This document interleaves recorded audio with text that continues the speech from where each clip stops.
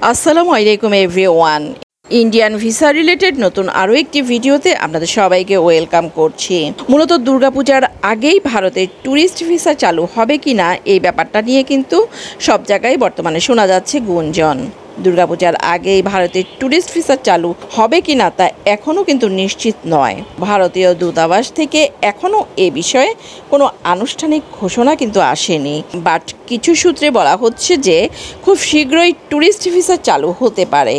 পর্যটন ভিসা বা tourist visa চালুর বিষয়ে ভারতীয় দূতাবাসের সর্বশেষ যে তথ্য সেটাই জানাচ্ছি এখন। প্রথমত, ভারতীয় দূতাবাস থেকে কিন্তু এখন পর্যন্ত ট্যুরিস্ট ভিসা চালুর ব্যাপারে কোনো আনুষ্ঠানিক ঘোষণা আসেনি। বর্তমানে মেডিকেল ভিসা এবং স্টুডেন্ট ভিসার মতো কিছু বিশেষ ভিসা চালু আছে, তবে ট্যুরিস্ট ভিসা এখন পর্যন্ত বন্ধ রয়েছে।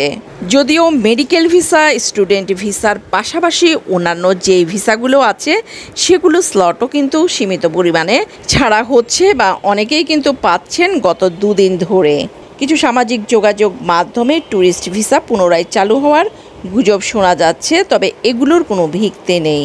ভারতীয় দূতাবাস জানিয়েছে ট্যুরিস্ট ভিসা পুনরায় চালু করার বিষয়ে কোনো নির্দেশনা কিন্তু এখনও পর্যন্ত আসেনি।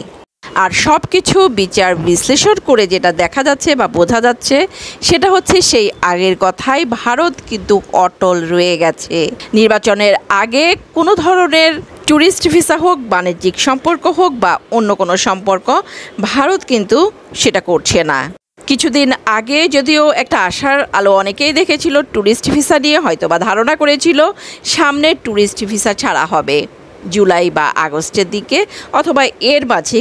সেই আশায়ও কিন্তু এখন অনেকটাই ঘুরে বালি পড়ে গেছে, কেননা আজ আবারও সেটা স্পষ্ট হলো যে নির্বাচনের আগে ভারত কিন্তু কোনো অবস্থাতেই ট্যুরিস্ট ভিসা বা অন্য কোনো কিছুই করতে রাজি নয়। আগামী মাসের দ্বিতীয়ার্ধে ভারতের বাংলাদেশের 3টি ওডিআই ও 3টি টি20 খেলার কথা ছিল, বাট দিল্লির একাধিক সরকারি সূত্র জানিয়েছে নির্ধারিত সময়ে এই সিরিজ হওয়ার সম্ভাবনা প্রায় নেই বললেই চলে। এর কারণ হিসেবে তারা বলেছে, দিল্লি মনে করছে অন্তর্বর্তীকালীন সরকারের অধীনে বাংলাদেশের রাজনৈতিক পরিস্থিতি এবং দুই দেশের সম্পর্কের শীতলতা রোহিতদের এই সফরের জন্য অনুকূল নয়। আর রোহিতদের বাংলাদেশ সফরে এসে খেলার ব্যাপারটায় আপত্তি জানিয়েছে খোদ মোদি সরকার। বর্তমানে ভারতীয় বোর্ড মনে করছে বাংলাদেশের নির্বাচিত সরকার যখন থাকবে এবং পরিবেশ ভালো হবে তখনই শুধুমাত্র খেলার পরিবেশ তৈরি হবে, তাই সরকার তখন আপত্তি নাও করতে পারে এই মুহূর্তে যেমনটা আপত্তি করছে।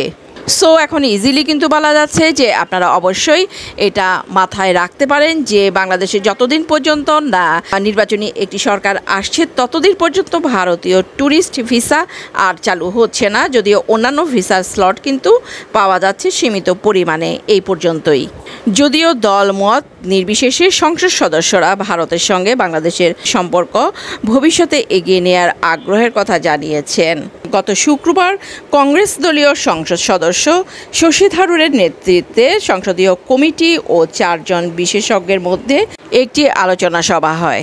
দ্য হিন্দুর করা এক প্রতিবেদনে বলা হয়েছিল এই সভায় ঢাকার সাম্প্রতিক পরিস্থিতি এবং ভারত কিভাবে সেখানে হারানো প্রভাব পুনরুদ্ধার করতে পারে সেসব বিষয় নিয়ে আলাপ হতে পারে। মূলত সব সংসদ সদস্যরাই ভারত ও বাংলাদেশের মধ্যকার বিষয়গুলো নিয়ে সহানুভূতি ও সচেতনতা দেখিয়েছেন। প্রধানত এই সভায় দ্বিপক্ষীয় সম্পর্ক স্বাভাবিক করে সামনে এগিয়ে নেওয়ার আগ্রহ প্রকাশ করা হয়। ভালো থাকবেন সবাই, আল্লাহ হাফেজ।